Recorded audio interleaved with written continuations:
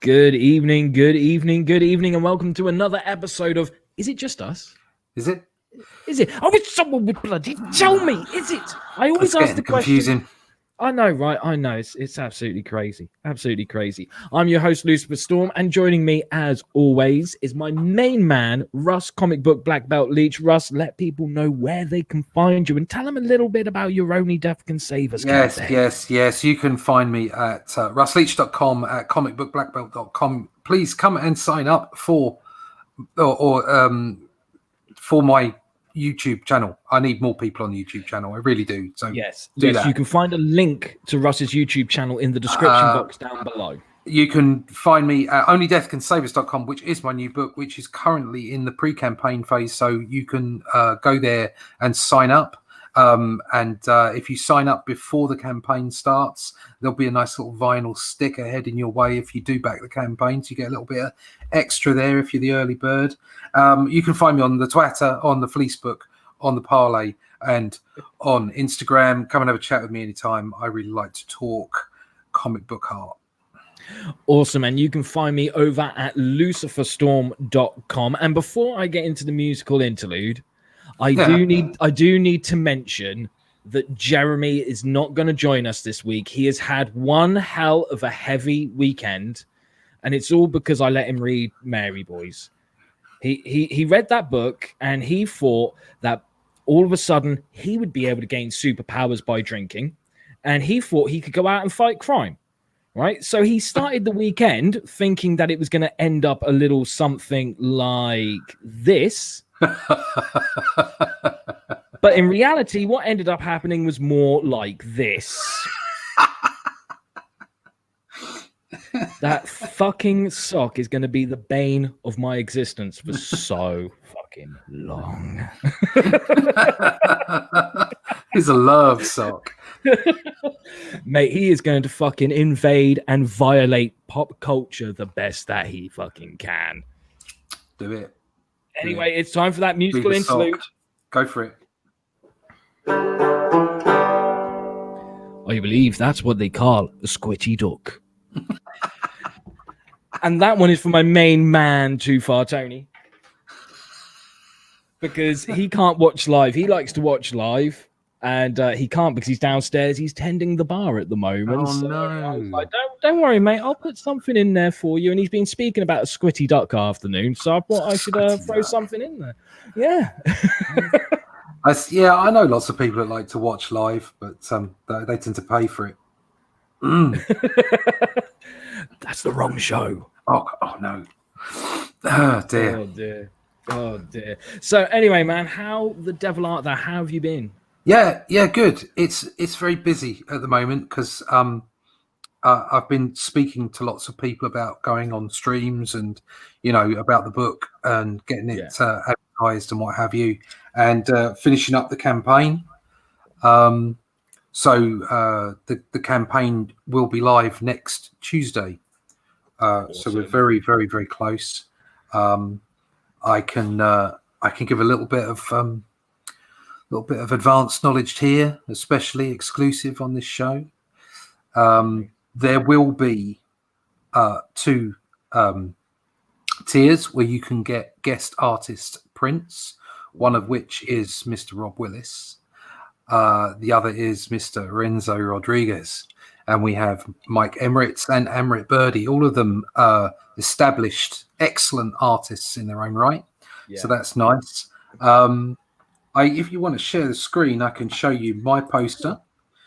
Oh, absolutely. I'm more than happy to do that.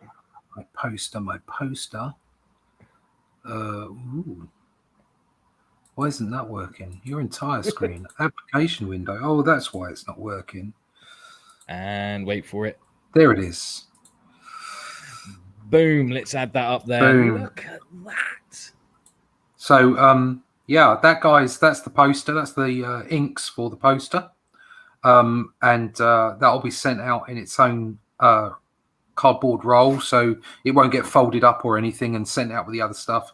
You have to add a little bit more for postage, but you do get the poster rolled up rather than folded, so it comes nice and protected.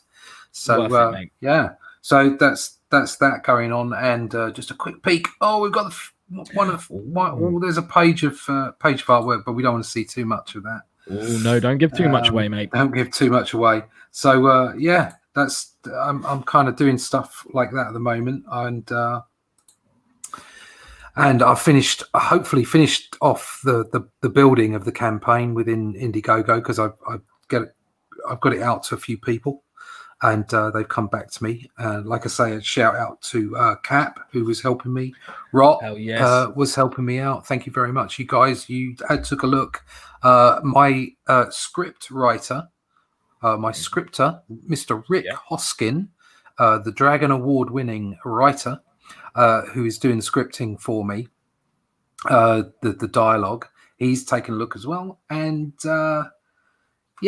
Mr. Michael Bancroft as well. Thank you very much. Big shout out to him. He helped me out as well. So I don't think I've missed anybody. So I've had a lot of help, had a lot of support. It's really great. There's a great crowd of indie creators out there, and they're just eager to help other creators, which is a fabulous thing. Fabulous thing. It is, man. It's fucking awesome. Absolutely incredible. And before we go any further, I just want to say hi to everyone in the chat. So that includes Captain Fuckhead, Stinch Whackbacker, who I'm hoping that we will have on the show soon. We will soon. Yeah. Custodian Dave, Stinch Whackbacker again. I know there's someone else. I know there is. I saw that. Hello, Ronnie's Crimson there. Owl Comics, aka Hello, Ronnie. How the devil art thou?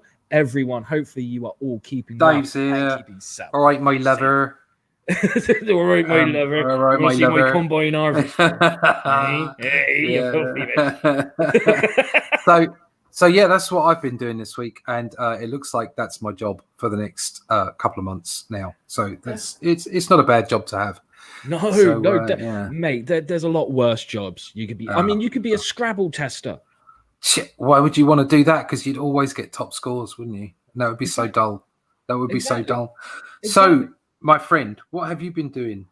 What I've been doing is I've still been moving stuff to the new studio, getting used to working above a pub. Something that I thought would be fucking easy. I was so fucking wrong. Some of it is my own fault. You know, I can't blame anyone else. Some of it is my own fault. When I walk in and someone goes, "Do you want a game of pool?" It's like, oh, I shouldn't. I fucking shouldn't.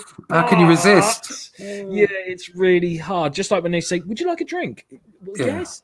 But we all know a game of pool comes with a beer. It just does. Yeah, it does. So, and it's also kind of weird where I've been so used to, for like the past 10 years, working from home and just waking up and getting straight into the work. It's now waking up and trying to have that separation and getting here and then getting into the flow of work. It's a weird transition. But I will get used to it eventually. I mean, I've still been able to work. I've still been able to do shit. Just working on Lady Satan, trying to keep that moving forward because it's just a much bigger project than I anticipated. But the cool thing is, I do get the occasional person who comes into the pub, and when they see me, they go, "Hey, man, how's it going? How's Lady Satan coming along?" So the word is getting out there. The interest is definitely there. And you know, I've made like a few discoveries along the way of sort of like, oh, hold on, if I just add an extra page here, oh, that's so much more fucking beautiful. So yeah, it's good, but I'm still in that transitional period of trying to get used to being in a different place to work. But it's all fine. It's all good. Worth it. Yeah, exactly. It won't take too long to get used to it. And once I am used to it, the main thing I need to get used to is walking in and being like, "Hi everyone, I'm fucking off upstairs. See you later." See ya. like don't hang around. Don't ask people how their day was. Just literally walk in and be like, "I love you, but fuck you" at the same time. Bolt myself in and everything, and be like, "I'm not leaving here for a week. I must get these pages done." But the other cool thing is like I haven't like worked on pages traditionally for a long time. Like every now and then, you know, I'll put out some loose leaves of paper and I'll just have like a little doodle, a little sketch, you know, something to warm up. But now, because of the transition of like moving studio and everything, and I've been starting to just work on some ideas and layouts and stuff just traditionally, and it's like, oh, this is nice. This is nice. So, and I'm actually finding when I used to work traditionally and I switched over to digital was much quicker. And now, because I've been used to working digitally for so long, transferring to traditional, going back to pencil and paper, is actually feeling quicker than when I work digitally and stuff. So, right. So yeah, I'm trying to set things up so that I've got digital and traditional, because I do miss traditional. Yeah, it is. It's tricky. If you spend too much time faffing around on the internet, then any of the speed gains you get from digital artwork are completely lost. You have to force yourself not to faff about on social media and what have you. So you kind of have to. I'm forcing myself to go there like once or twice a day at a particular time, post some stuff, and then get the fuck out and go back and get on. Turn the radio on and just draw. So that's the main thing. Like I mean, when I was working at home, like if I'm writing, I can't have music on. It's very rarely that I do have music on. I suppose it's difficult with writing. Yeah, it is. Although I wrote like a short Wildcat story for CB Smallwood, and when I did that, I was listening to the same song over and over again, and it just helped. It just created like a flow in the writing, but usually that doesn't work for me. And because I'm used to working in silence writing, when I come to drawing, I'm kind of like, something doesn't feel right. And then after about half an hour, I'm like, I'm going to put some music on. And all of a sudden, it just fucking flows. And I get lost in it. And I'm one of those people, I don't know when to stop drawing a panel. I just keep going and going. Yeah, no, you got to stop. Man's got to know his limitations. That's what Clint told us. That's what Dirty Harry told us. Absolutely. Absolutely. So yeah, that's what I've been getting on with. I was really hoping that I would have things ready to be like, okay, here's an issue of Lady Satan coming out. But like I said, it's one of those projects that keeps evolving. Like some projects you work on, once everything's set in stone, it's set in stone. But there are other projects where it's like a living, breathing organism in your hands, and every now and then it goes, I want to be a little bit smaller, I want to be a little bit bigger, I want to be more aggressive and fast paced, and sometimes I want to be slower paced. So it's really weird working on a project like that, but it's great at the same time. It's there's definitely, even if I am blowing my own trumpet by saying this, there's a lot of passion going into it, and I think that's right. That's the most important thing. People pick that up from the book. I actually, out on my walk today before it shitted it down with rain, I actually came up with the story for my second book, for book 2 of Only Death Can Save Us. So, they're coming for you, mate. They are, mate. They're coming for Jeremy, I think. I came up with because I've got the overall place I want them to end up in, but there's going to be some adventures on the way, and I came up with that today. I was quite pleased with myself. And it was all sort of, you know what, when you get that spark and you don't know where you're going to be, you can be out walking, you can be in the car, you can be in the shower, you can be sleeping and wake up with it. You never know when it's coming. And it's a culmination of like random thoughts about the stories that you're putting together. And eventually they all sort of culminate into this core of an idea for the story. And that's what happened with the first book and with the whole world for Only Death Can Save Us. It was kind of like a randomization of thoughts and ideas, and eventually it focused down into this core of a story. And the same thing happened for the second book. Oh, fucking hell. Right? Are there people out there without masks on? No, it's just Jeremy. Are there people out there using full stops in anger? Are there people out there showing like big screens of Cutie by Netflix? I don't even want to fucking talk about that. Are there people out there climbing on statues? No, Jeremy found a baggie with some powder in it. Excellent. That's all I need to say. You saw the image. You saw the image of how his weekend ended up. Oh yeah, he was out of his face. There's no doubt about it. He was off it. Oh, fucking right. Yeah, that's another thing I need to sort out with this studio is getting some sort of soundproofing with the windows and stuff, because the building is, as far as I know, it's a listed building, so they can't do anything like put in double glazing and shit like that. You can do secondary glazing, can't you? Get like a piece of plastic with some tags. It's like magnets and shit on it. And I know the one you're on about. Yeah, you can do that. What would probably be better is if I get some of that acoustic foam stuff and use that. That would probably be better, because that stuff can be like quite thick and dense. Because as being creators or comic book creators, none of us need light. We don't need like natural light. The only reason why there are lights on here at the moment is because we're doing a live stream. Yeah, otherwise you'd be in the dark. It is. It's literally the dark. There might be a candle, and that's about it. I am someone who loves the fucking dark. Oh, that's cool. like the moment the sun comes up, I'm like, draw those curtains. It's way too fucking bright. We can't have sunshine and happiness in here. It's all misery and doom.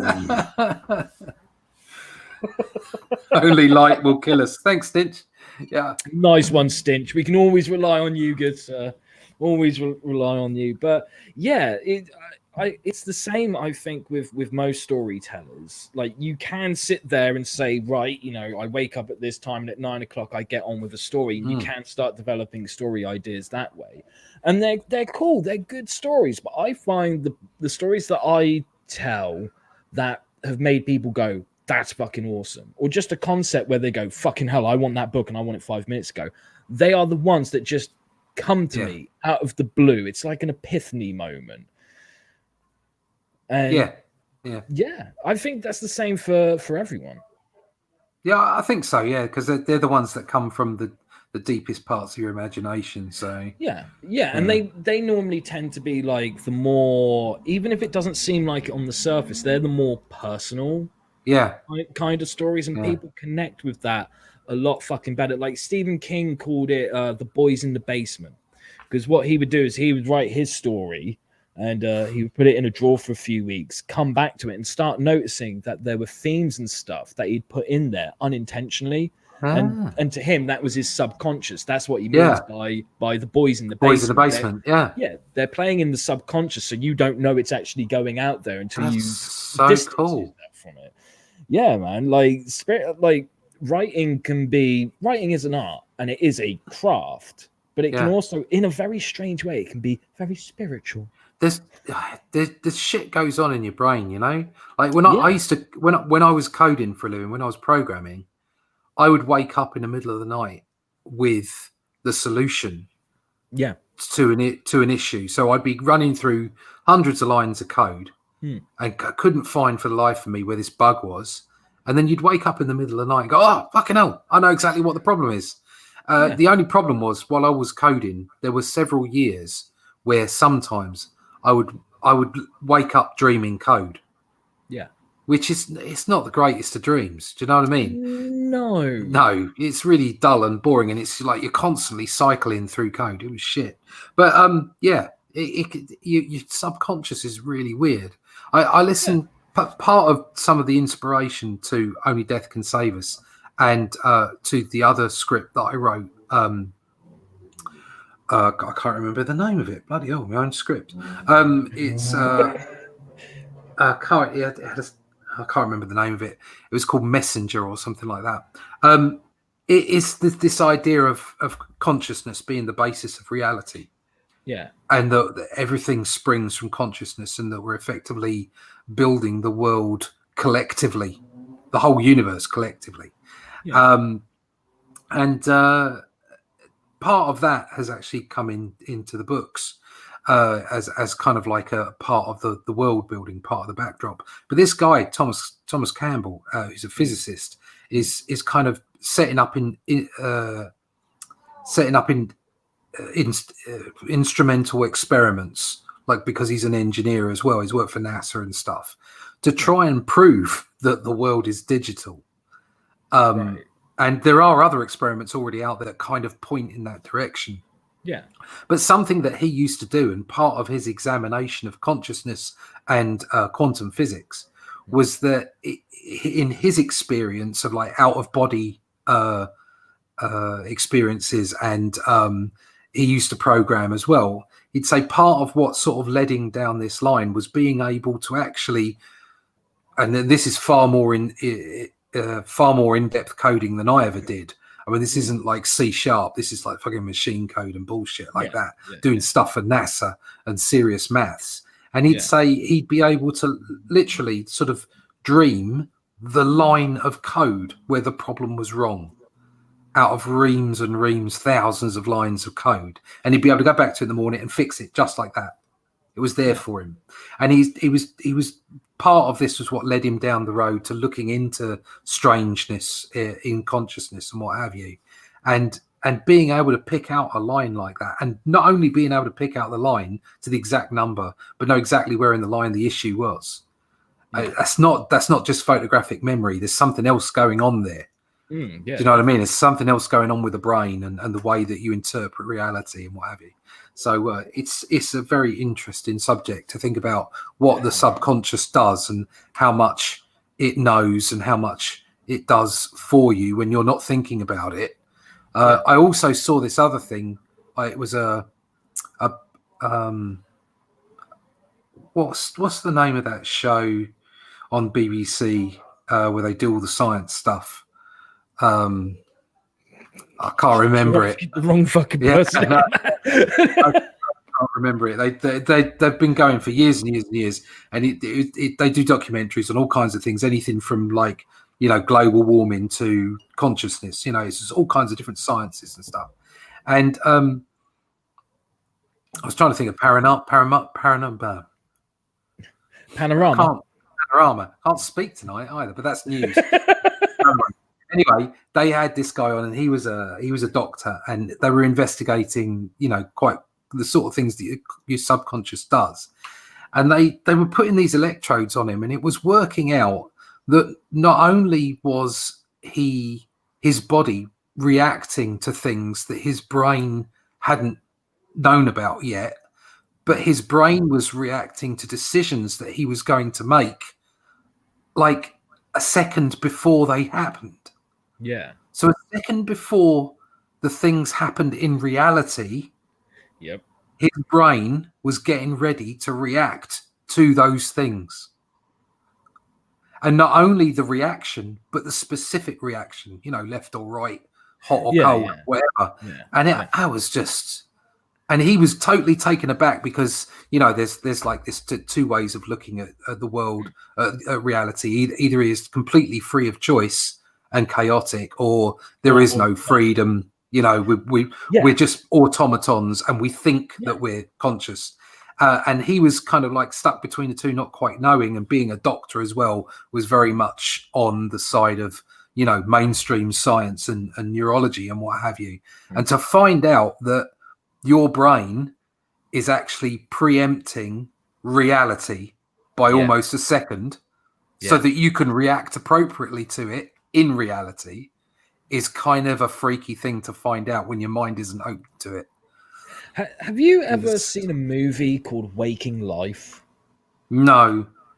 It's one of these rotoscoped movies. So they filmed it all in live action, then had people draw over the frames and stuff. So it looks right. Yeah. Right? And it's basically a philosophical movie. It's just this guy has a dream, and in his dream, he's meeting all these different people and speaking to them about their philosophies and ideas on life and stuff like that. And there's a section where there's a guy talking about what you are talking about, going, is destiny a real thing? Is freedom a real thing? Because he mentions a lot of the stuff that you've already mentioned about the brain actually making the decision and preempting it before you've even thought about it. So does that mean there is free will, or does that mean there is no free will? And it discusses loads of different things like that. And it's a fantastic movie. I highly recommend it. Okay. Some people sit down and think this is just a film where people are talking, and it's like, get past that and you're gonna have a great fucking time. It's like that line in the Matrix, like, how do I bend a spoon or whatever? There is no spoon. And that's what this guy Tom Campbell was talking about. It's like somebody posed the question to him. It's like, well, if we're generating reality, so that second ahead that your brain is effectively, does that mean your brain is generating quantum reality? Okay, because of observation. If effectively when you flatten it's not flatten the curves, it's oh god, it's there's the waveform. So when you actually decompress the waveform, it becomes reality. So you can't measure where an atom is and measure its speed at the same time. They're two things that they can't do. And of course, if this was objective reality, you would be able to do that.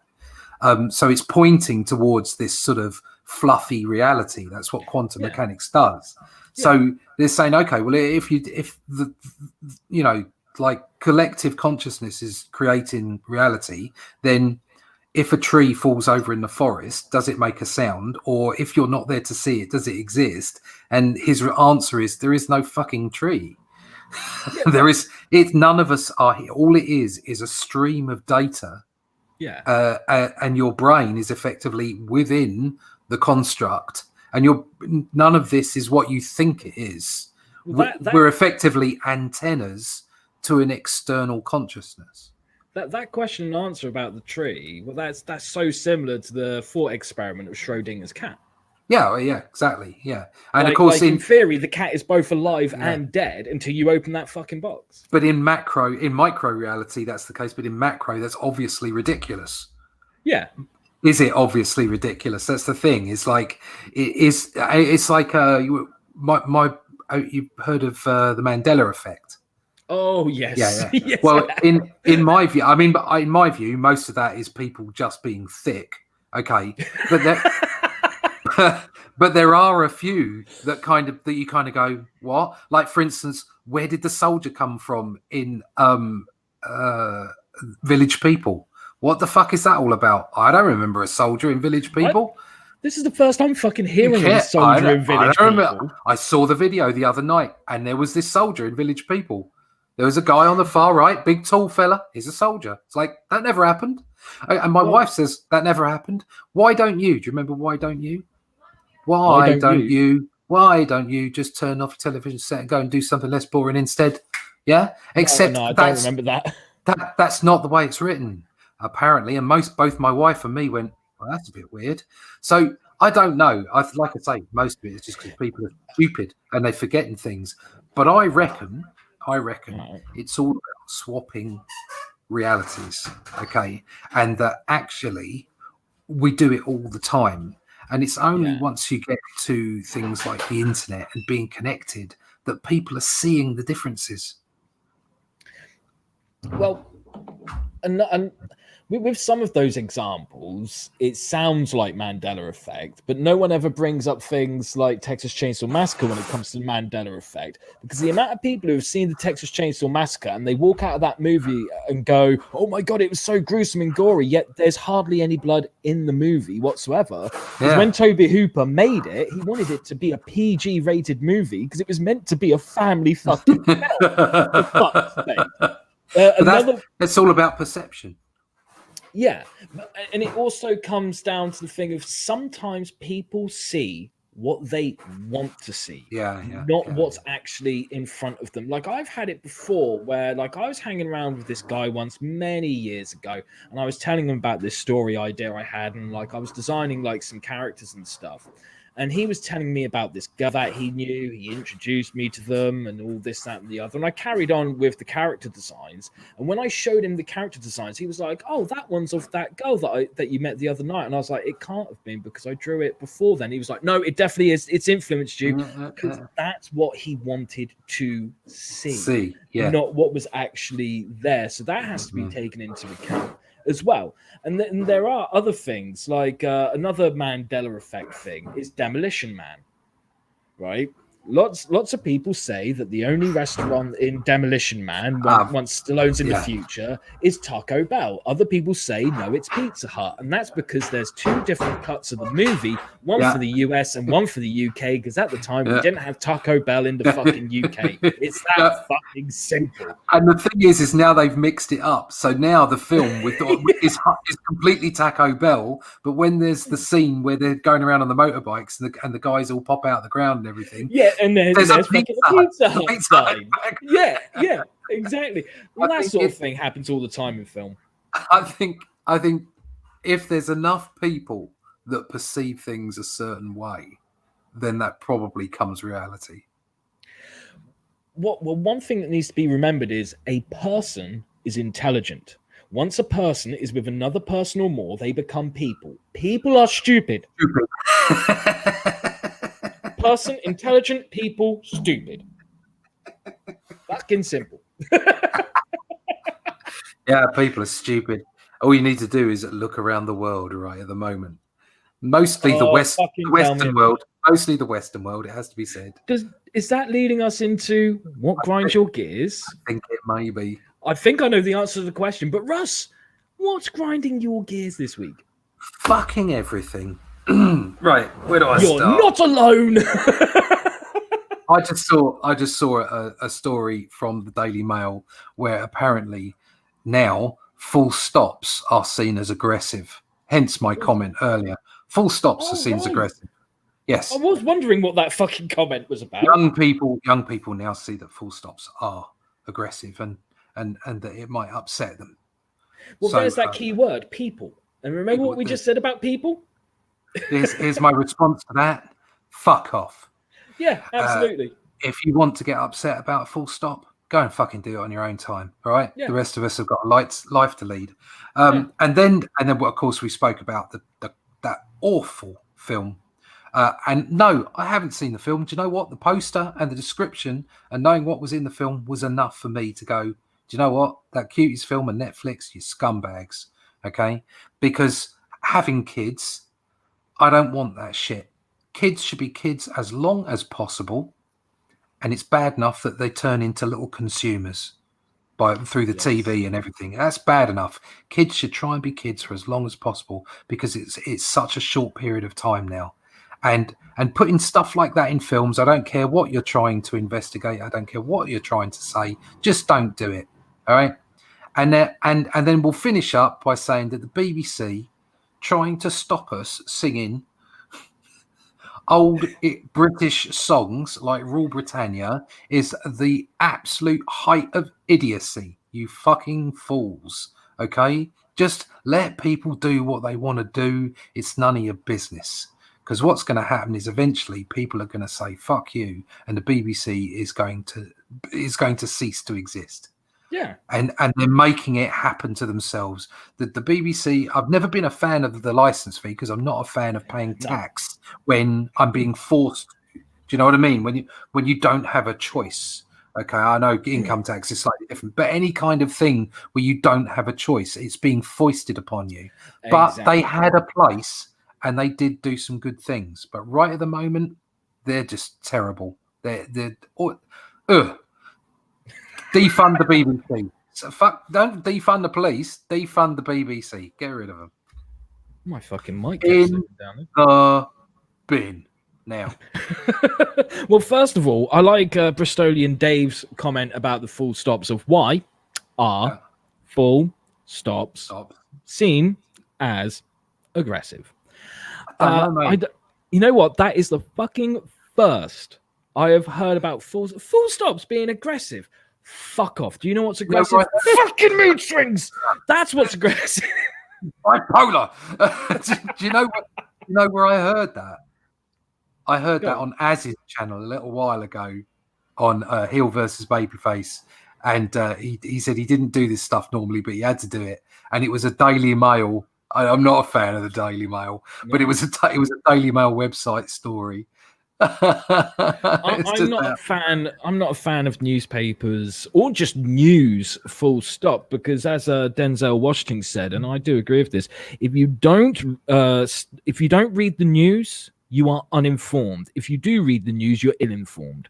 Yeah, exactly. And I fully agree with that. So I'd rather be uninformed than ill-informed when it comes to that one. But I just think that's fucking ridiculous. You know, before COVID hit and the lockdown came along, I'd already lost all my faith in humanity, right? And now that restrictions are being lifted, I am losing faith in humanity that I didn't even fucking have to begin with. And it's because of stupid fucking shit like that. Really, we're going to whinge and whine about full stops, or for the American audience, period. Right? Which for English people is going to be like, you disgusting cunt. Go on, say Uranus now. Go on, I dare you. Uranus. Uvavu. Iranu. I mean, fucking hell, there are much more fucking serious things to fucking worry about. Do you know what? What's worse about all this? I mean, like, you know, all of those things are just, you know, crappy things, okay? But the problem is it is the media, because those are probably, I would say, apart from the BBC story, which is because that's running into public interest, the other ones, okay, they're not real. Do you know what I mean? They're manufactured. There was no need for Netflix to have bought the film they did and put it on. They didn't have to do that. There's no need for somebody to write a story about full stops upsetting their 16-year-old. Do you know what I mean? And then it's like the Daily Mail has always been this rag, do you know, that always tries to, you know, get everybody's blood pumping. It's always been that way. And the media in general do it. Every morning I walk past the telly on my way to my studio, and that long walk past the telly, and it's all bollocks, all of it. It's all just crap. At best they omit news, okay, which is pretty bad, and at worst they outright lie on the television all the time.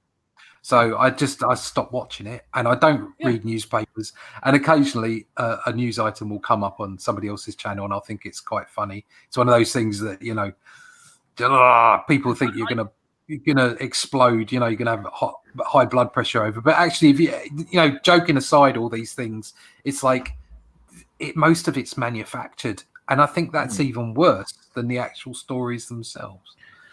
You know, I'm actually getting to the point now where, like, if I see someone do a video on like news items and stuff on YouTube, I'm like, I'm not fucking watching that, because I'm getting pissed off over stupid fucking fools.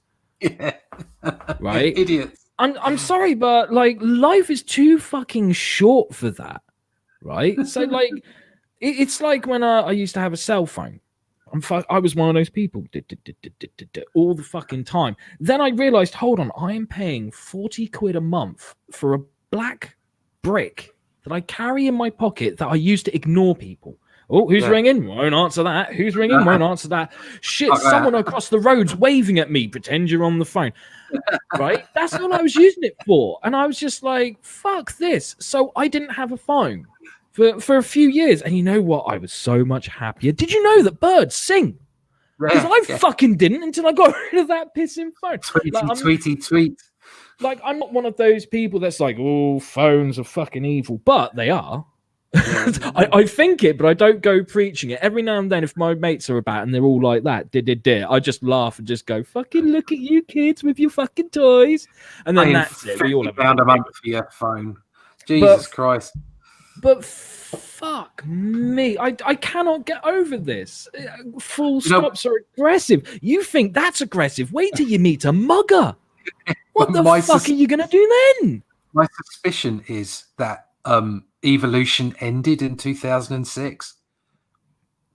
Right. And that's it. That's the end of it. Do you want to know what so far? Go on. Right. My theory is, right, the nukes did land, right? And you know when you go to sleep and you have a dream, right? And you're like, oh my God, that dream was like a movie. It lasted 2 hours. Okay, it was weird. Nothing made sense. I mean, where did Abraham Lincoln come from? And why was he fighting that pony? You just don't know. But it feels like it's a 2-hour dream, when in reality, it's been like, what, 30 seconds? Yeah. So I reckon life at the moment is the dream you have as you die. It all started going mental in after 2012. So the Incas or whatever they are, that they got it right, yeah, and the world ended in 2012, and we're all just in the data stream. There's a reason why they called 90s kids the Doom generation. Yeah. And they weren't wrong. No, but yeah, that's, oh God, fucking full stops being fucking aggressive. That is just fucking stupid. Christ all fucking mighty. Wait till someone slaps you. Right? That's aggressive. Fucking, oh, Jesus Christ. Right, with those people, grow the fuck up and get a fucking new hobby. Actually, no, do one better. Go onto eBay and you might be able to buy a life. Okay? Right? It'll be used fairly good condition, but not mint. I suggest it. Fuck it. I will fucking pay for it. No, actually, you know what? I will fucking go into serious debt so that every cunt who agrees that full stops are aggressive, I will pay for one of two things. For every person who believes that, you can either have a prostitute so that you can get fucking laid, or I will buy you a one-way ticket to fucking North Korea. I do not care fucking which. I will go into debt just for that, so you can leave us alone.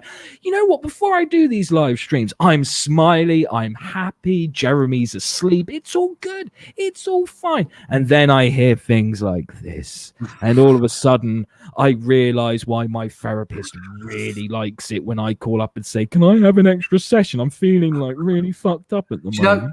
Do you know what? You know that film, the Mad Max film, Beyond Thunderdome? Yeah. When he wakes up and all it is those kids, and effectively what the film is saying, the future is our children, because they're going to survive. That, you know, in this post-apocalyptic land, that they haven't got the trappings of the old world, and they'll move forward. No. If it all ended tomorrow, the only people that would be able to survive would be over 45. The only people that would be able to survive would be Keith Richards and Mick Jagger, because they've done that many fucking drugs. They will survive anything. They'll still be here for another 50 years. No, it's right. Like it's only old people that be able to survive because they're the only people that know how things work. Yeah.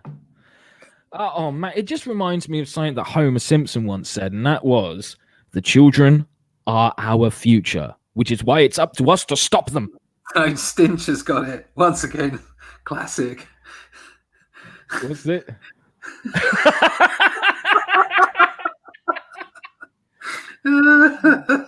Right. Now with that one, yeah, I have promised myself I would not talk directly about that issue. It's something that I just do not want to fucking talk about. However, there's a part of me that does, and there's a part of me that doesn't, right? And I just want to let people know, one of my beliefs is you got to play devil's advocate to know who you are. So don't take anything too fucking seriously that I say. But I want to ask a question, because you know what? I've heard lots of people talking about this Cuties film and the poster and everything, but I've not heard anyone ask any questions. So I would like to ask a question. And that question is this. The film came out in Sundance, right? It won an award, okay? And Netflix hadn't picked it up. Who was talking about it? Because I never heard about it. I didn't know the movie existed. Netflix puts out that poster. Everyone's fucking talking about it. You do know, though. You do know, though, that the founding member of the Sundance Award is actually a pedo, and is in prison. Founding member, but that doesn't mean that's why it won an award. No, I know. I know. Lots of people are leading to that. It's French, but... mate. What do you expect? But I still stand by that question because no one's answering it for me. Right? Who before that fucking poster went up, who was talking about it, regardless of whether they were saying good things or bad things? But I don't know how long it was on Netflix prior to it. It hasn't come out on Netflix yet. Is it not out? It probably won't. You know, they've got there's a petition that has over 300,000 names on it saying don't put it up. Don't put your daughter on the stage, Mrs. Worthington. Okay, well, look, like I said, I'm quite happy to play devil's advocate, even if by playing devil's advocate, I'm going against my thoughts and my stance on something. I would like to tell a little story, if I may. Sit down, children. We're going to have a bit of Jack and Nori. Okay. This is going to be good. I used to date this girl. Okay. And she was a wonderful, lovely girl. She was someone who was always smiling, always happy. She was a little politically correct, but also politically incorrect as well. She was someone who didn't really swear that much until she started dating me. Fuck yeah. And she had this lovely golden Labrador who was like my second fucking shadow. His name was Hendrix, and he was thick as two short planks, right? And whenever he had an idea, he was a danger to everyone in a 50-mile radius, right? And that dog, he used to get on the couch with me all the time. Like if me and her sat down, he would jump on the couch right in the middle of us and be like, fuck you, he's my boyfriend now, right? And that would happen every evening that I was round hers or whatever. And it would normally happen when we were watching South Park, because I'm a South Park fan. She was a South Park fan. Okay. Respect my thought. And I keep up to date with South Park. Every time there's new episodes, I watch it. She didn't, because of her job. She had a very busy job. She wasn't always in the same country because of her job and stuff like that. So when we started dating, like we would sit down and we'd watch some South Park just before we go to bed or whatever. And I would show her like ones that she hadn't seen and stuff. Anyway, one evening, we're sat down, the dog gets in between us and stuff, and she's looking at the dog going, have you stolen my fucking boyfriend? And he's just smiling away and going, yeah, I have. What are you going to do about it? And we put on some South Park. And the first episode comes on. She's like, oh, I've seen this episode. And she chuckles and laughs for it. I've never seen her not laugh at an episode of South Park. She has never turned around and said, I don't like this one. Let's put on a different one. Right. And then all of a sudden, an episode comes on that she goes, oh, I haven't seen this one before. And it happens to be an episode called The Human Centipede. Right. Which is the one where they get Carl and two other characters and do the Human Centipede parody, but they attach an iPad to them as well. And it's, like, I was laughing so fucking much. I've seen that episode so many times, but every time I hear the line, Kyle, I believe in you, I am in fucking hysterics. I love that fucking moment because it's so funny, especially when it ends with the little ding, just to cap everything off, right? And it was the first time that I saw her watch a South Park episode and she didn't laugh. She stopped smiling. This is a girl that was always smiling, right? And all of a sudden she sat there with her arms folded. And my first thought was, oh shit, what have I done? What the fuck have I done? I don't know, but clearly she's not going to be happy with me. I must have done something to piss her off. We haven't had an argument before, and I pride myself on, I try to stay away from arguing, especially in a relationship, because when two people argue, no one's listening. I think discussion is much better than argument. So I'm sat there thinking, oh shit, did I fart or something? I don't fucking know. And she just says, can we put a different episode on? Yep, sure. I don't think twice about it. I go, yeah, sure, that's fine. So I put on a different episode. And the episode starts and I'm laughing away and she's still not laughing. And I thought to myself, if I ask what's the matter, I am either going to get the response of nothing or you know what you did, right? So I don't say anything. I'm like, if it's that fucking bad, she will bring it up in her own time and we'll get it fucking resolved. So anyway, the dog can feel the fucking tension because he gets off the fucking couch and walks out of the fucking room. And I'm like, thanks. You will follow me when I need to go for a piss. But you decide that now is the good time to leave me the fuck alone, right? So we're sat there, and all of a sudden she just goes, "That fucking movie is evil, and it makes people do fucked up things. It turns normal people into fucked up people." And I was like, "Whoa! Are we talking about South Park?" And she was like. And she was like, no, I'm talking about The Human Centipede. It's a fucked up movie made by fucked up people, and it makes people turn into fucked up people and do fucked up things. And bear in mind, this is a girl that hardly ever swore, if at all. My favorite time that she swore, we were in the car together and a bus fucking cut her up, and she just went, oh, such a cunt.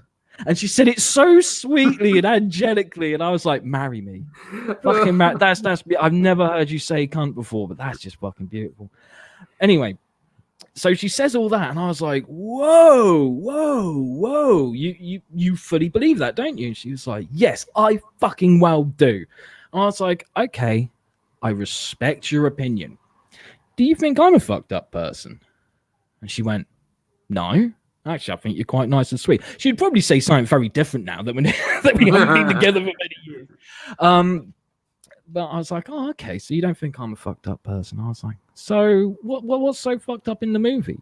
Have you seen it?" And she went, "No, I don't need to see it because my friends at work have seen it and they've told me all about it." And of course, I said the same thing that I did to you earlier about the Texas Chainsaw Massacre. And I was like, "So you think you honestly think that everyone who watches it becomes a fucked up person, right?" And she was like, "Yes, definitely. And that's why it should be banned." And I was like, "But you just said that I'm not a fucked up person, yet I've seen the Human Centipede. I own the Human Centipede. I have a Human Centipede t-shirt. I don't even like the fucking movie, but I have seen it. I own it. I have a fucking t-shirt.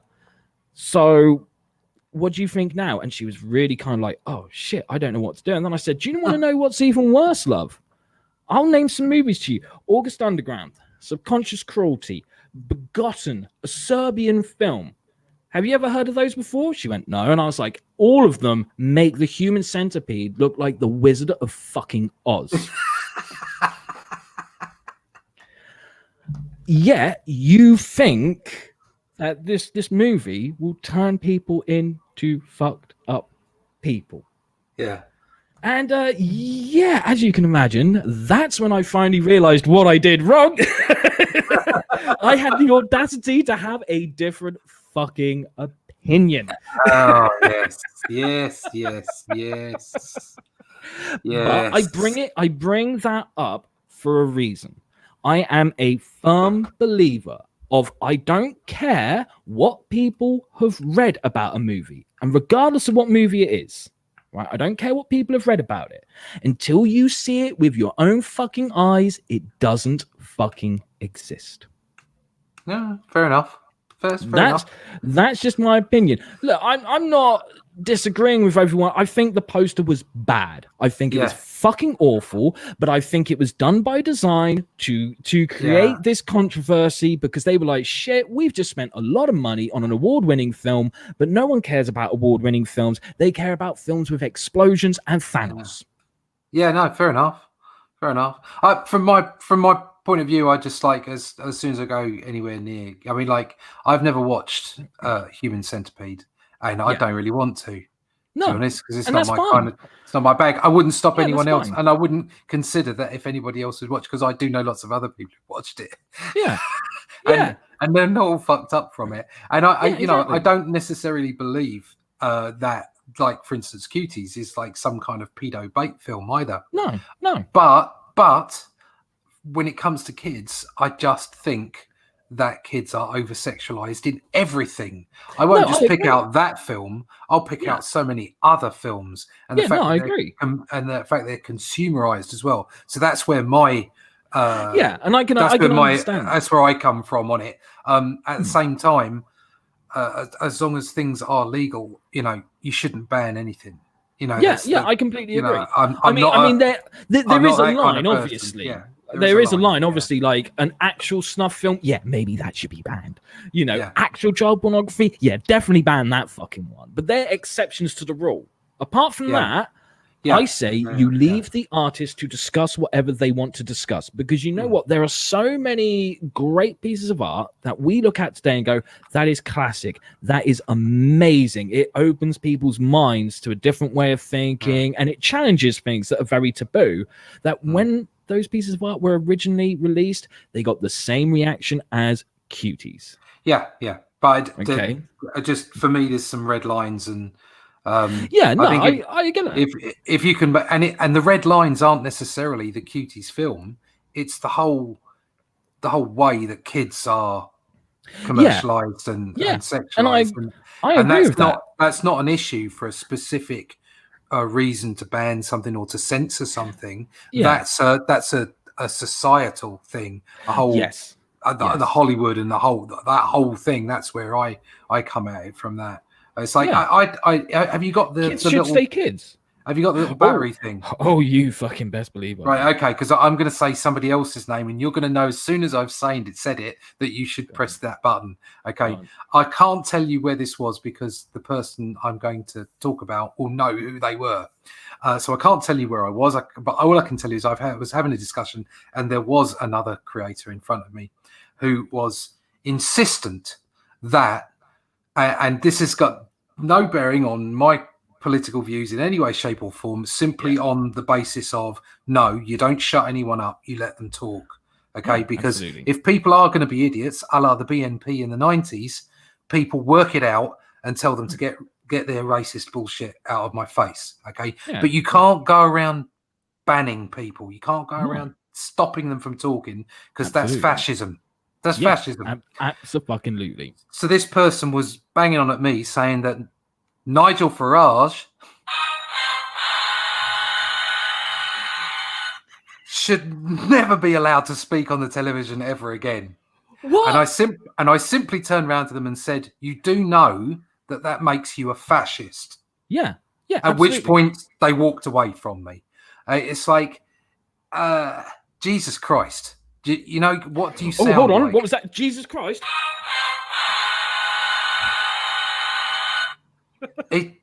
He's cross, you know. You just like, you know, you have to discuss. Even bad ideas need discussion. Yes. Not you know, compressing down and never being allowed out, because without them, people can't work their way through life. They can't work out what is a good or a bad idea. So there are some red lines that you shouldn't cross, and normally that comes with criminal activity. Let's face it. Okay, but outside of criminal activity, you need to discuss things. You need to make sure that they're out in the open, because otherwise there might be some seriously horrible things that, because you're keeping them taboo, they actually garner an audience that wouldn't necessarily go to that thing if it was out in the open. So absolutely. And I just want to say, Stinch Whackbacker, you've also brought up the movie Irreversible. Fucking amazing movie, but it is not an easy watch whatsoever. However, I would say that a Serbian film is a lot fucking worse than Irreversible. And I think Bristolian Dave agrees with me here by saying, Jesus Christ, get her to watch a Serbian film. No, I tell you what, fucking, this is going back a little while ago.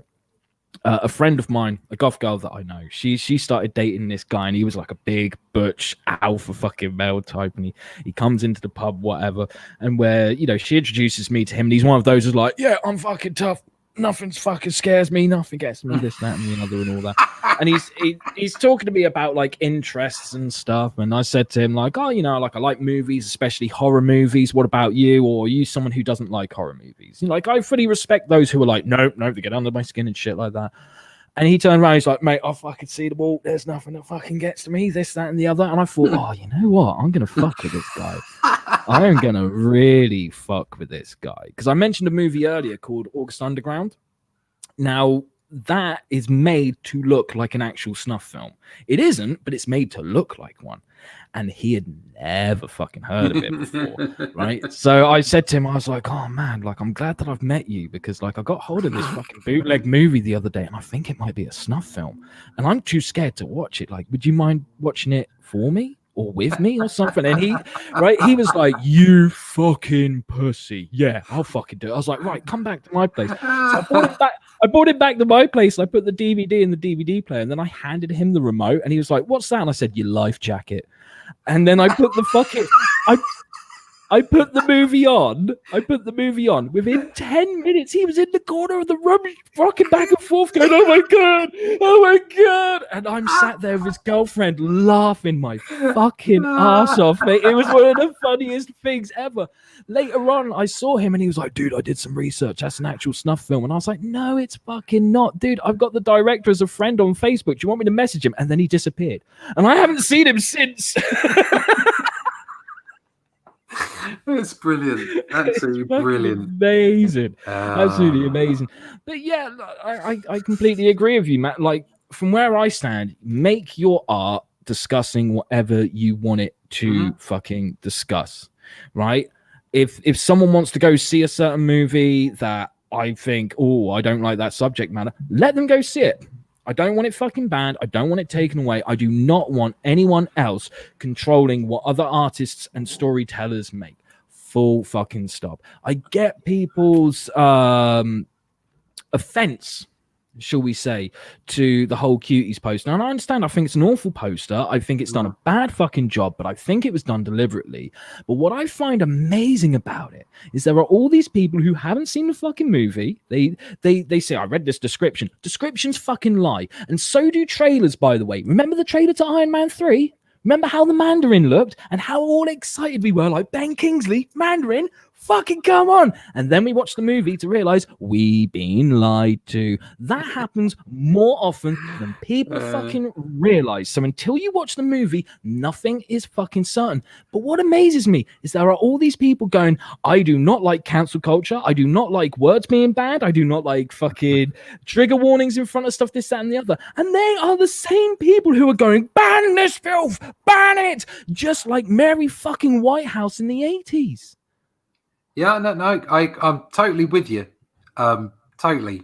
Except, you know, I do want to add, that I get where you're coming from with children, especially young girls, because I was someone who, when Playboy started doing like clothing for young girls and stuff like that, I was like, look, if the parents want to buy it, if the children want to wear it, go for it. But I think that's fucking disgusting. I find that very uncomfortable. That's what it comes down to. So it isn't a specific film for me that I want to ban. It's the way that young girls are approached by the media, and the way that kids in general are sexualized and consumerized from such a young age, and it's got to stop. Must stop.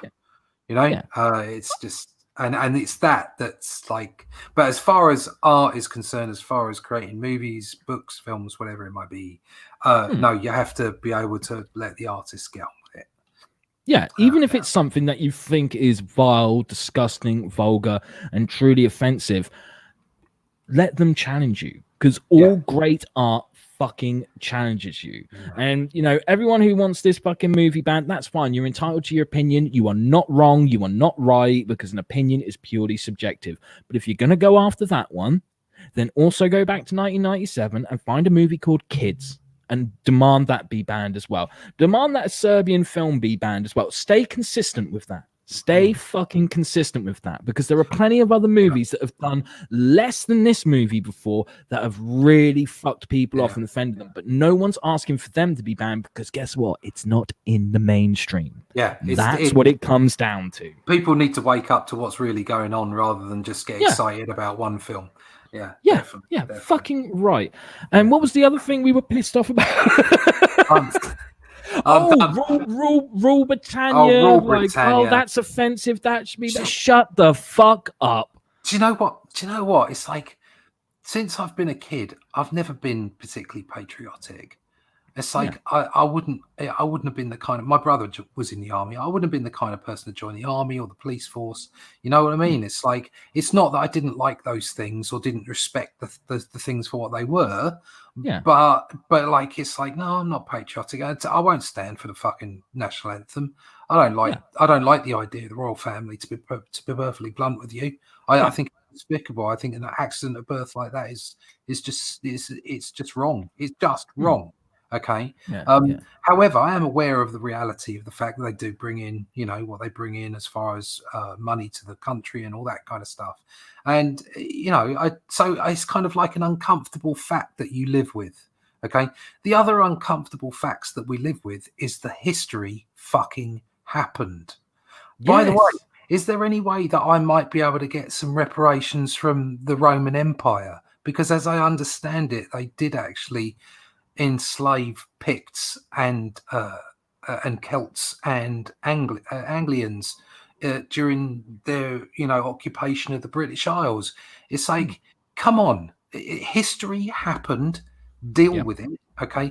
Running around saying we can't have songs because they were colonial is just ridiculous.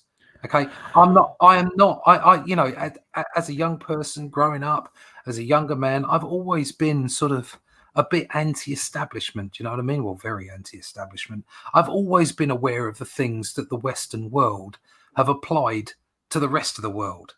Okay, Yeah.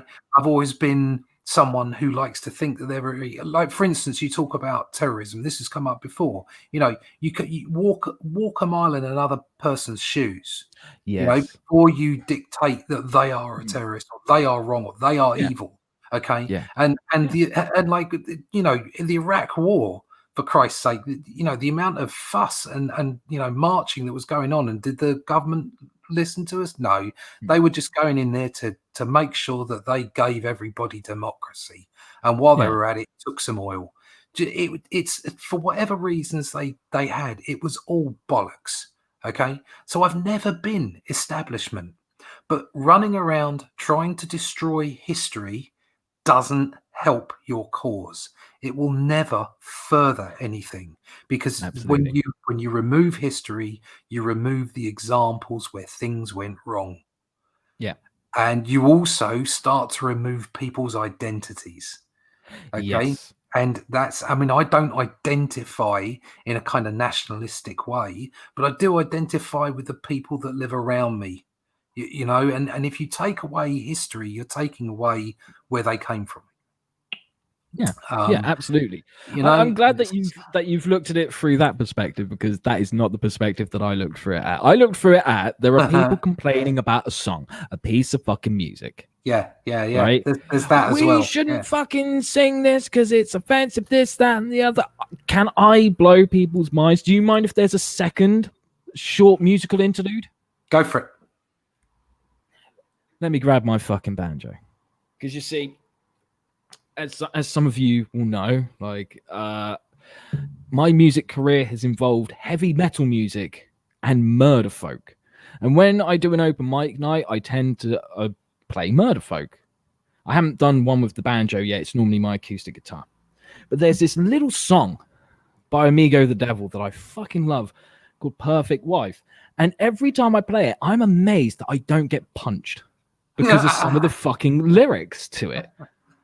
So if I can remember it, 'cause it's been a while since I've played Do it, it. but Do it.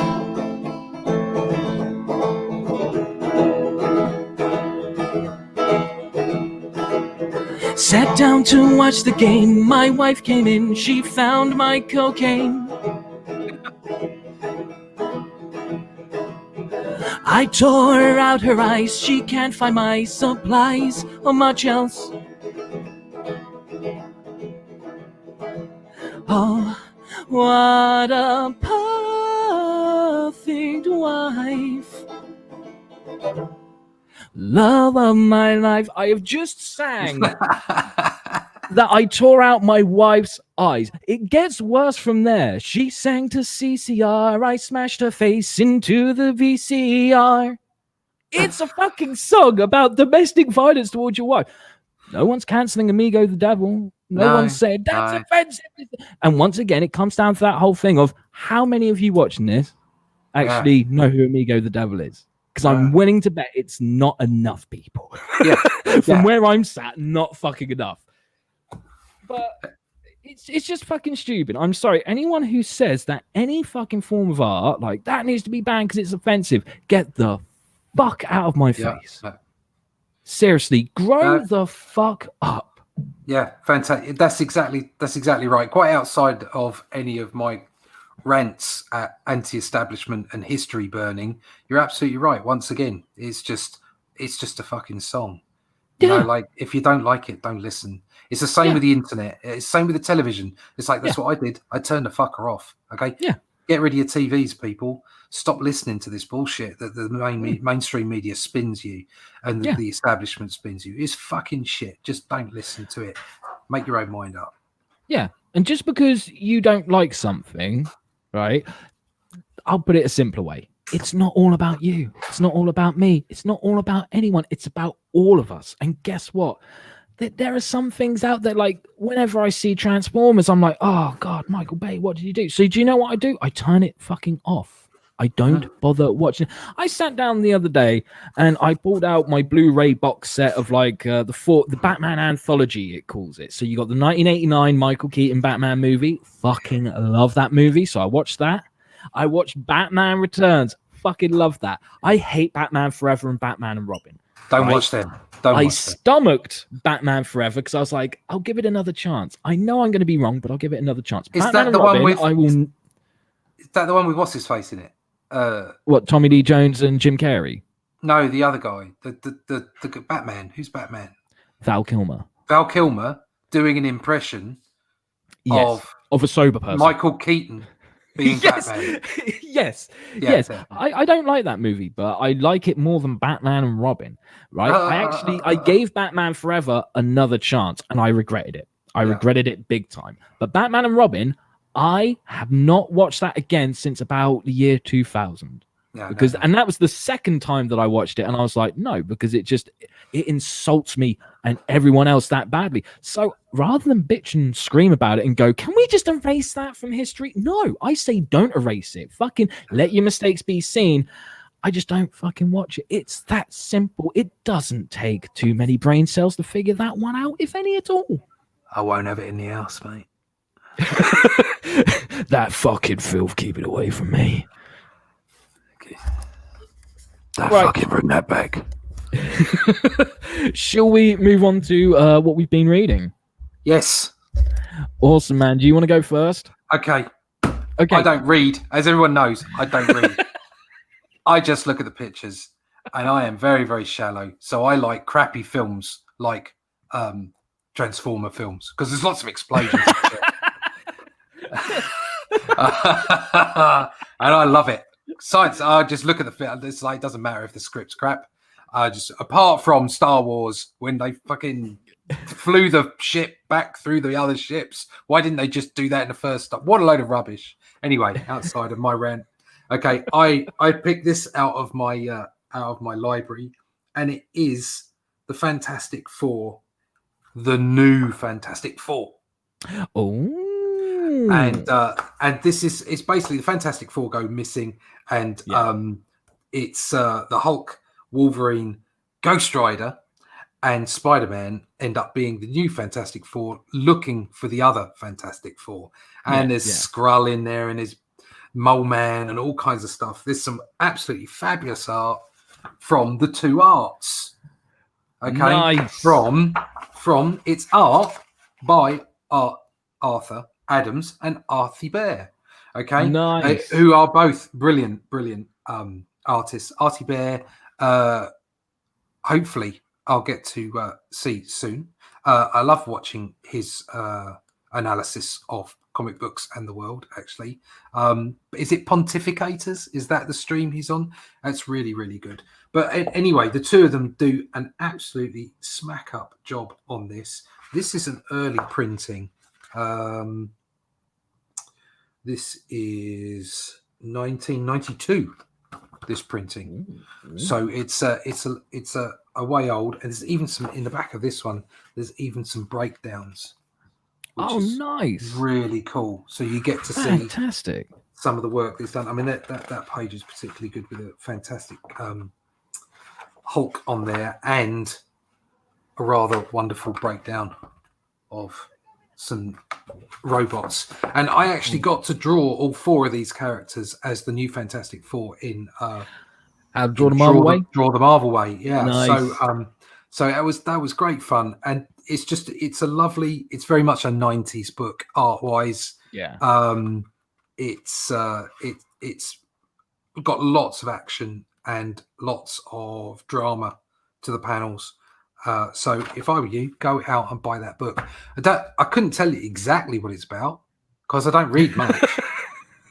But as Bristolian Dave says here, Russ, big boom boom bang bang me like. Yeah, that's about the size of it. Yeah, that's about the size of it. I think I've read The Dark Knight Returns and Killing Joke about 10 times each. Yeah. But everything else on the shelf, I pretty just looked at the pictures. I did read this once. I just didn't read it again this week because I just went and looked at the pictures. Which it's just a fabulous book. Put it on your bookshelf. It's great. Art Adams is a wonderful artist, and Artie Bear is also a wonderful artist. So go get it. Fucking right. That's awesome, man. That's awesome. Well, for me, I'm going to talk about an issue of 2000 AD that doesn't actually hit the stands until Wednesday.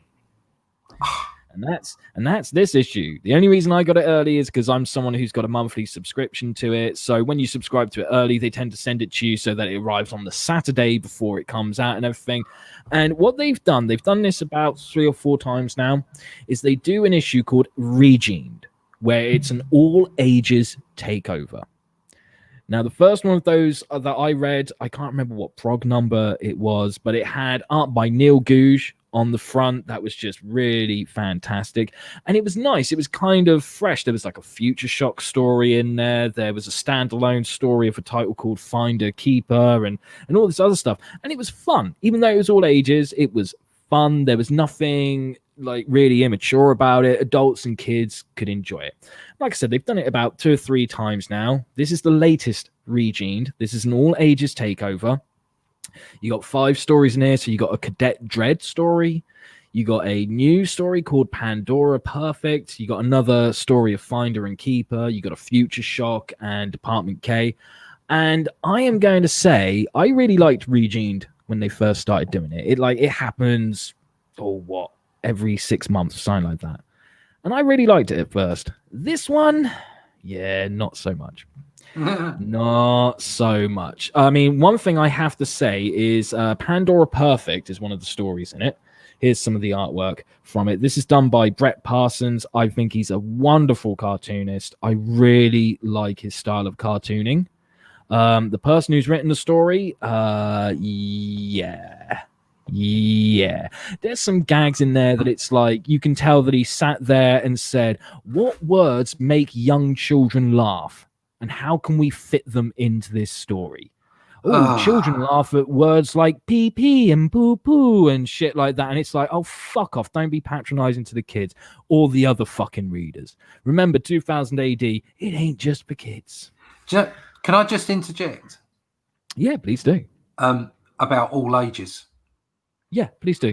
I find You're probably going to say what I think. I find it really sad that they have an all ages version of 2000 AD. Yeah. I'll find the need or requirement to have such a thing. When I was a kid, I read 2000 AD and it wasn't all ages. They didn't need an all ages version. It was all ages. It was all ages because nobody was getting offended. Okay. Yes, and everybody could read all the stories. And you know what I find most annoying about all ages books or young adult books is the way they talk down to people in them. Yes. And infantilize their readership. So it doesn't become an all ages book. It becomes a kid's book and it completely devoids all the focus of the title. So I don't understand. So I'm there you go. That's me interjecting. That's exactly what's happening here. When they did the first Regened, like they called it an all ages takeover, but it stood up to what all ages means, what you described all ages as. This really spits in the face of that, because what they're trying to do is they're trying to go, okay, we've got too many guys who are between 18 and 40 buying 2000 AD, even though that's clearly enough to keep the fucking publishing company going. Yeah. Let's aim for really, really young kids who clearly aren't interested in 2000 AD. This is another story. Here's some artwork from another story that they've got in here called Finder and Keeper. And the best way I can describe Finder and Keeper is rip off Ghostbusters, make it to school kids. Right. And you've got Finder and Keeper. It is basically a Ghostbusters ripoff, and not in a good way. I'm going to shout at that artwork now. Yeah, please do. Do you want to see some more? Just show that spread again. I'll show you this spread instead. That's better than the previous spread. The previous spread is right. So it's got some lovely bright colours on it. Okay. Yeah. I'm just seeing this from a distance, so I can't see the detail of how good the penmanship is. So I'm not going to talk about that. I'm just going to talk about angles. I'm just going to talk about the flat angles of pretty much every bar the close-ups of the face and the hand and the book or whatever. Everything is just flat. Yeah. There's no excitement visually. They're relying on the penmanship and the colors to create the excitement in the panels. Yeah. And they're not relying on a three-dimensional space and the dynamics of distance and depth to create the excitement in the flow of the story, of the sequentials.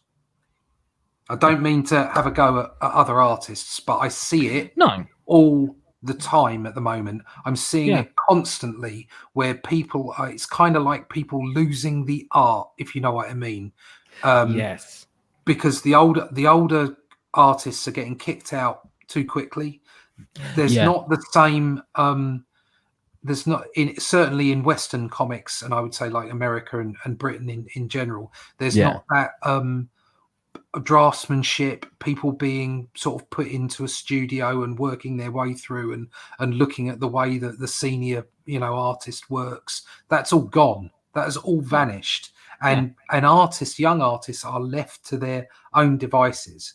There's nothing wrong with that. There's lots of creative young people who are the next brilliant artist, but there's that mid-range of people who are creating comics who aren't spectacular but who are good enough. They're competent at making comics, but they're missing those sequential dramatic skills that are, you just don't see them in. And it's not just indie comics, I'm talking about mainstream comics. You see so many flat angles, talking heads. I know sometimes talking heads are okay, but you know what I mean. It's just these boring panels, one panel to another. Even talking heads can be interesting from a visual perspective if you want to make it so. You don't have to have headshot. That's it. Bolt. And it's this. I mean that art style obviously is lovely. It's got the actual style of the art. I agree. I'm not saying that. I'm not saying there's no ability or skill or creativity in it whatsoever. It looked lovely, but just from a distance, which is where you can see this stuff, all the panels were flat. Yeah, from a depth perspective, from a drama perspective, and it wasn't. It didn't make me. I didn't look at that and go, "Oh, I might want to read that," because it all looked flat. Yeah, and that's the thing with that story, Finder and Keeper. I agree with you. I think the art style is very lovely. The colors are really nicely done. But like you said, it's completely flat. But that's almost every fucking story in this book, with the exception for Pandora Perfect, which is illustrated by Brett Parsons. I think the story is not very good. But the artwork is fucking lovely. And then we've got this Future Shock. Here's a spread from the Future Shock. I used to love Future Shocks. And See, then again, Look at the panel. Yeah, exactly. On the right-hand side, the panel placement adds excitement. But if you look into all the panels on the left-hand side, they're all kind of looking at them from eye level. And so there's no drama, there's no energy. Yeah. And I don't think people really know how to write Future Shocks anymore. I think they've forgotten what Future Shocks are. And what pisses me off more is the fact that usually a Future Shock is a new writer who submitted to 2000 AD for the first time to prove themselves. And the submission guidelines are fucking clear. 4 pages. It must be a 4-page story. If I sent in a submission for a 5 or 6 page story, they would tell me to fuck off based on the fact that I cannot read the submission guidelines. Exactly. Yet this one is from a first timer, as far as I can tell. I could be wrong. Please correct me if I do. And it's 5 pages. And I've seen it with other people where the submission guidelines say 4 pages. And they've submitted 6 pages. And it gets fucking through. Either update your submission guidelines or tell people like this to fuck off because they cannot read the fucking submission guidelines. It's as simple as that. There's a saying in karate.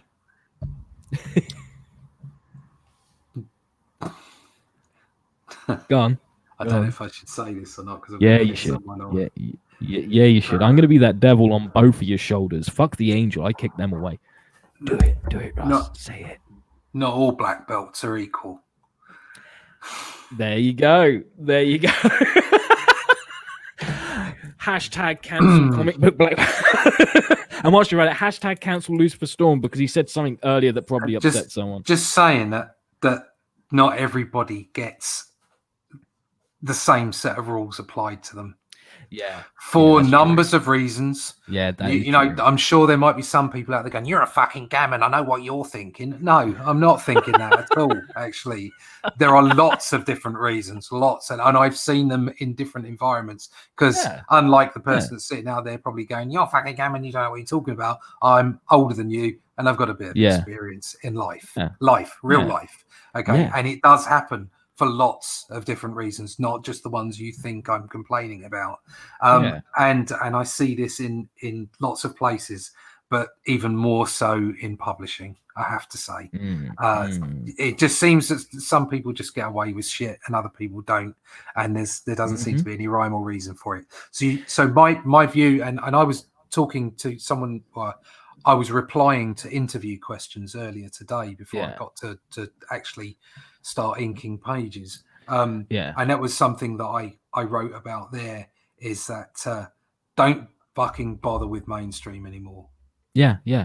Just ignore it, because you're fighting an uphill battle with mainstream. It's like swimming in treacle. Don't do it. Get out there, do your own thing. It's the fucking Wild West out there now. Okay. Yeah, absolutely. So get out there and prospect for gold, because it's there. And Stinch Backpacker, I fucking love you, but you got there before me with this one when you said some animals are more equal than others. Animal Farm. Yeah, all animals are equal, but some animals are more equal than others. Napoleon, they had that written up on the barn wall, wasn't it? Some animals are more equal than others. Yeah. Fucking love you, Stinch, you fucking legend. There's a book I read because it didn't have any pictures in it. What was I going to do? Sit down and watch the movie. Huh? Did you fucking think of that? Yeah, I did watch that as well, actually. So anyway, man, I guess we better wrap it up for this evening. Okay, but guys, this has been fucking awesome. I've thoroughly enjoyed it. I just want to say thank you to everyone in the chat, including Brianna K. Wilder, who said, "Great voice at Lucifer Storm." Oh, bless you. It was. I have to say, mate, you did sound lovely. That was really well done. Oh, bless you. I sound much better than Jeremy. Like if I serenaded you as you were going to sleep, you'd be like, "Oh, this is lovely." Jeremy will just lean into your ear and whisper racial slurs till you fall asleep. That's all he'll do. That fucking sock is the bane of my existence. And you know what? He's probably got a bigger fan club than me.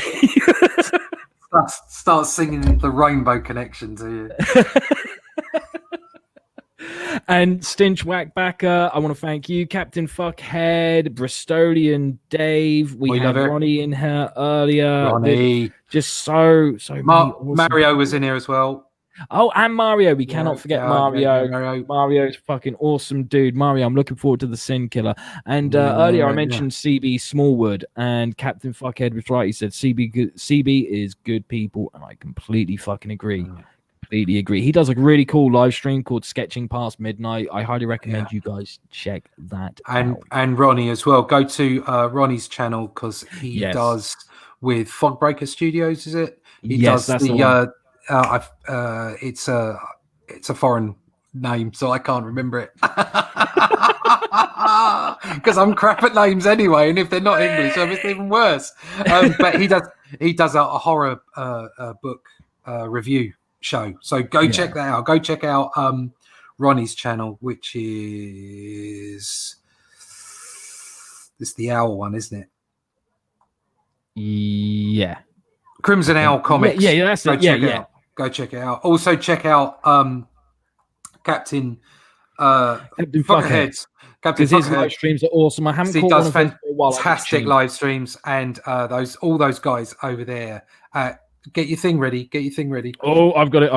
All those guys over there at CG UK. Okay. Money well spent. Because we'll talk to anyone. We will talk to anyone. Yep. And those guys, no, seriously, though, all those guys, they're great guys, and they've been so helpful with my campaign.